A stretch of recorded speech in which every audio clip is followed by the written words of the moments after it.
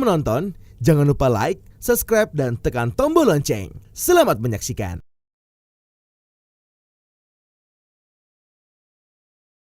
Menjadi seorang beauty pageant merupakan tekad Yunita sejak beranjak remaja. Ada alasan yang kuat kenapa Yunita harus ikut dalam kontes-kontes pageant, khususnya kontes yang berkaitan dengan kebudayaan Tionghoa Indonesia. Dilahirkan sebagai keturunan Tionghoa, Yunita merasa terpanggil untuk melestarikan akulturasi budaya Tionghoa Indonesia. Apalagi kedua orang tuanya merupakan orang yang selalu menganut tradisi Tionghoa. Itulah alasan Yunita untuk ikut kontes-kontes pageant. Di kontes inilah, keinginan Yunita dalam melestarikan dan mempromosikan kebudayaan Tionghoa Indonesia dapat dilakukan dengan mudah. Hal tersebut dibuktikan Yunita saat mengikuti pemilihan HK Amoy Jakarta tahun 2018, dan alhasil gadis cantik kelahiran 7 Juli 1998 ini sukses masuk top 5 dalam kontes tersebut. Tak berhenti di pemilihan HK Amoy, 3 tahun kemudian, Yunita kembali mengikuti kontes pageant. Kali ini kontes yang dijalani adalah kontes yang diselenggarakan Yayasan Eljon Indonesia, yakni pemilihan Miss Chinese Indonesia 2021. Di kontes paling bergengsi di Indonesia ini, Yunita juga berhasil masuk top 6 dengan gelar Miss Chinese Tourism Indonesia 2021. Prestasi yang membanggakan bagi Yunita karena di luar dugaan, ternyata dirinya sebagai finalis yang terbaik oleh Dewan Juri. Prestasi yang diraih ini semakin membuat Yunita bersemangat untuk mengajak generasi muda keturunan Tionghoa melestarikan kebudayaan leluhurnya.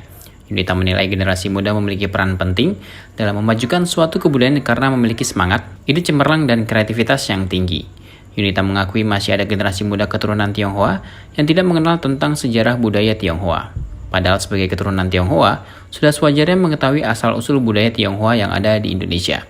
Apalagi banyak kalangan yang menaruh harapan besar kepada generasi muda. Yunita tak berhenti untuk membuat konten video memperkenalkan akulturasi budaya Tionghoa Indonesia, seperti video tentang Festival Bakcang. Festival ini dirayakan setiap tahunnya pada tanggal 5 bulan 5 penanggalan Imlek dan telah berumur lebih 2300 tahun dihitung dari masa dinasti Zhou.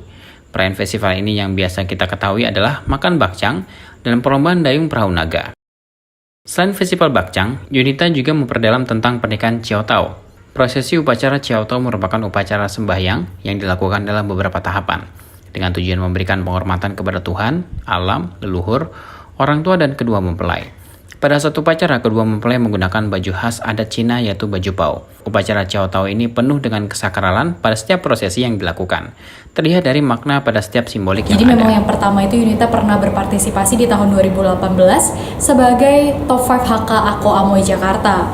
Kemudian ketika mengikuti pageant, Yunita merasa bahwa dunia pageant ini merupakan salah satu dunia yang Yunita minati.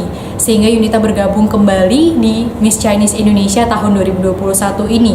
Yang paling menginspirasi Yunita adalah banyaknya kaum muda, kaum generasi muda yang tidak mengenal lagi akan kebudayaan Tionghoa.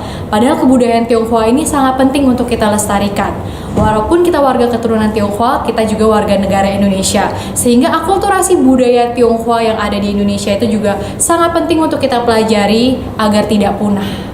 Baik, untuk pemilihan Miss Chinese Indonesia sendiri ini karena memang diadakan secara virtual, Yunita sebelum mengikuti kegiatan memang sudah research terlebih dahulu.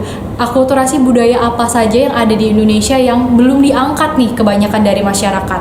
Kemudian yang paling Yunita tertarik banget itu adalah ketika Yunita mengangkat proses pernikahan Chiao Tao Tionghoa Benteng. Jadi memang ketika Yunita tinggal di Tangerang, memang ada salah satu teman Yunita yang warga keturunan Tionghoa Benteng, itu cerita kepada Yunita, apabila proses adat pernikahan mereka itu sangat unik. Kemudian Yunita search di Google dan memang ternyata proses ini sangat unik, tetapi sayangnya sudah tidak banyak lagi masyarakat keturunan warga Tionghoa Benteng yang melaksanakan proses Chiao Tao ini. Kemudian Yunita mencari, karena memang saat pandemi ini banyak rumah kawin yang tutup juga, kemudian Yunita mencari berbagai informasi dari berbagai narasumber sehingga menemukanlah pasangan yang akan menikah ada Chiao Tao Tionghoa Benteng ini. Satu hal yang Yunita benar-benar pelajari saat itu adalah ketika Yunita melakukan kunjungan, membuat video, Yunita benar-benar terinspirasi. Ternyata masih ada kaum generasi muda yang mau mempelajari kebudayaan Tionghoa dan juga mau meneruskan tentang kebudayaan Tionghoa sehingga tidak punah. Jadi ketika saat itu Yunita berhasil untuk mendapatkan proses pernikahan Chiao Tao Benteng. Kemudian Yunita juga menyaksikan secara langsung. Ketika Yunita menyaksikan secara langsung, Yunita merasa kebudayaan Tionghoa ini sangat luar biasa. Masih banyak sekali makna-makna yang harus kita gali tentang kebudayaan akulturasi yang ada. Iya, jadi memang kalau dari lingkungan Yunita sendiri, itu banyak sekali teman-teman Yunita yang misalnya kita ada hari perayaan makan bakcang. Itu banyak sekali teman-teman Yunita yang tidak tahu. Sebenarnya Hari Bakcang itu ada sejarahnya. Mengapa kita akhirnya dapat memperingati Hari Bakcang itu sebagai salah satu festival kebudayaan Tionghoa yang ada di Indonesia. Dan ketika kita menelusuri ke belakang, kita akan mempelajari tentang sejarah kebudayaan Tionghoa. Nah, menurut saya itu banyak sekali masyarakat yang belum tahu, dan ketika Yunita membuat video tentang perayaan Hari Bakcang, asal mulanya. Nah, dari situ banyak sekali teman-teman Yunita yang bercerita kepada Yunita, wah, saya baru pertama kali loh tahu ternyata Hari Bakcang ini ada asal usulnya, ternyata ada sejarahnya sehingga kita dapat makan Hari Bakcang sampai saat ini. Jadi ketika saya mengikuti Miss Chinese Indonesia, saya membuat video, dan memang ketika pandemi seperti ini kita harus memanfaatkan sosial media semaksimal mungkin, karena dengan memanfaatkan sosial media, membuat konten yang menarik, video yang menarik, cerita yang menarik, kita dapat sharing kepada teman-teman khususnya generasi muda bahwa setiap festival yang ada di kebudayaan Tionghoa itu memiliki asal usul, makna, dan sejarahnya masing-masing yang patut kita budidayakan sampai sekarang.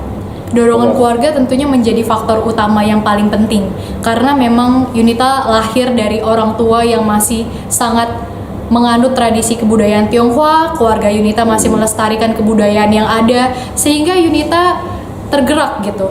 Bagaimana kebudayaan ini apabila suatu hari nanti akan menghilang. Nah, oleh karena itu kita harus mencegahnya dengan memberikan berbagai edukasi kepada generasi muda agar mereka juga semakin tahu tentang kebudayaan Tionghoa yang ada. Karena seperti yang telah Yunita sampaikan, tidak semua keluarga yang masih meneruskan kebudayaan Tionghoa di Indonesia.